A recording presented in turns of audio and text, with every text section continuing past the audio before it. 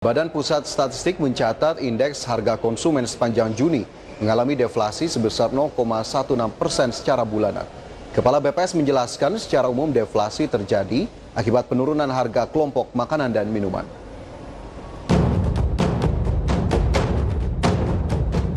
Sepanjang bulan Juni 2021, indeks harga konsumen mengalami deflasi sebesar 0,16% secara bulanan. Kepala BPS Margo Yuwono menjelaskan inflasi secara tahun berjalan mencapai 0,74% dan secara tahunan mencapai 1,33%.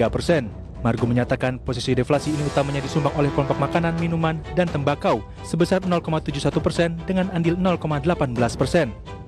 Deflasi kelompok ini terjadi karena penurunan harga untuk komoditas cabai merah, daging ayam ras, cabai rawit, dan bawang merah. Selain itu, deflasi juga terjadi di kelompok transportasi sebesar 0,35% dengan andil 0,04%. Sedangkan kelompok pakaian dan alas kaki 0,12% dengan andil 0,01%. Jadi deflasi sebesar 0,16%. Dengan demikian, maka terjadi inflasi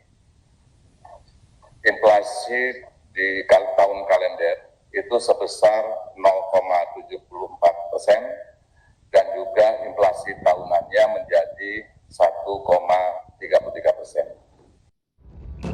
Berdasarkan komponennya, komponen bergejolak atau volatile food mengalami deflasi 1,23% dengan andil 0,21%. Lalu inflasi inti sebesar 0,14% dan andil 0,09%.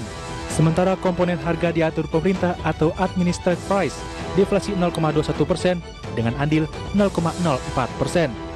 Dari Jakarta, Raharjo Patmo untuk IDX Channel.